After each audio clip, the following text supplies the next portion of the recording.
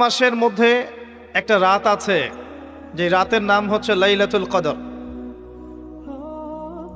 আমি আশা করি আপনারা সবাই এই সূরাটা জানেন। বা'দা আউযু বিল্লাহি মিনাশ শাইতানির রাজিম, ইন্না আনজালনাহু ফি লাইলাতুল কদর। নিশ্চয়ই আমি কোরআনকে নাজিল করেছি লাইলাতুল কদরে, ভাগ্য রজনীতে। ওয়া মা আদরাকা মা লাইলাতুল কদর। হে নবী মুহাম্মদ সাল্লাল্লাহু আলাইহি ওয়াসাল্লাম, আপনি কি জানেন লাইলাতুল কদর কি জিনিস? লাইলাতুল কদরি খায়রুম মিন আলফি শাহর। লাইলাতুল কদর হচ্ছে হাজার মাসের চাইতে উত্তম। এখানে গাণিতিকভাবে ব্যাখ্যা করতে যাবেন না 1000 মাস সমান সমান কত বছর হয়, ব্যাপারটা এমন নয়। এখানে আধিক্য বোঝানো হয়েছে। হাজার হাজার মাস ইবাদত করলে যে নেকি হয়, এক রাত ইবাদত করলে সে নেকি হয়ে যাবে ইনশাআল্লাহ। এই রাতে কি হয়? স্পেশাল তানাজ্জালুল মালাইকাতু ওয়ার রূহ। এই মাসে আল্লাহর পক্ষ থেকে আল্লাহর ফেরেশতারা নেমে আসেন। কোথায় নেমে আসেন? পৃথিবীতে। তাদের সর্দার হিসেবে থাকেন জিবরাইল আলাইহিস সালাম। তানাজ্জালুল মালাইকাতু ওয়ার রূহু ফিহা বিইذনি রাব্বিহিম। আল্লাহর রবের আদেশে তারা এই কাজটা করেন। মিন কুল্লি আমর, প্রত্যেকটা বিষয়ের ফয়সালা হয় এই রাতে।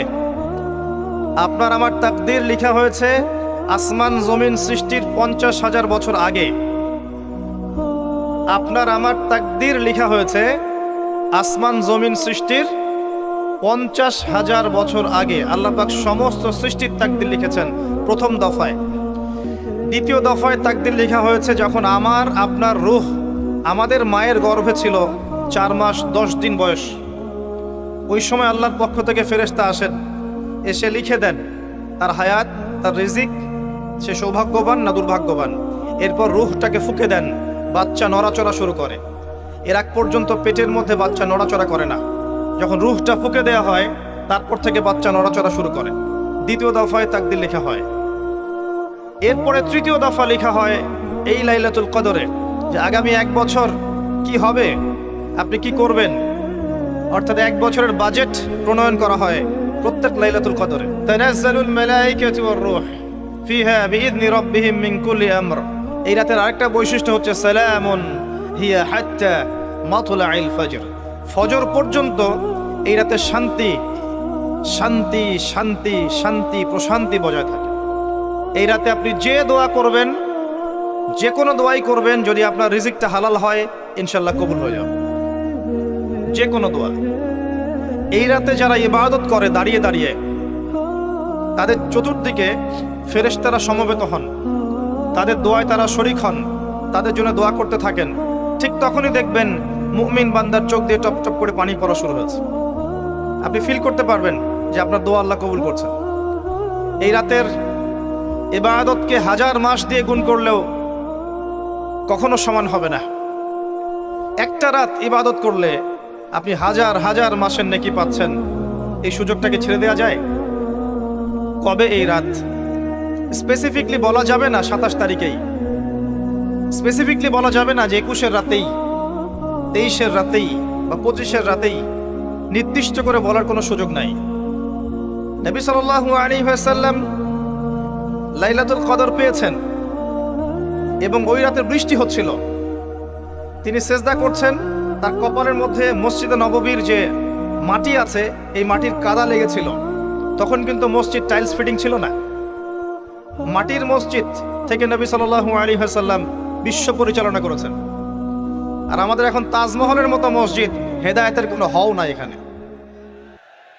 এটা আখিরুজ্জামানের সাইন। মসজিদগুলো হবে চাকচিক্যময়, হেদায়েত শূন্য।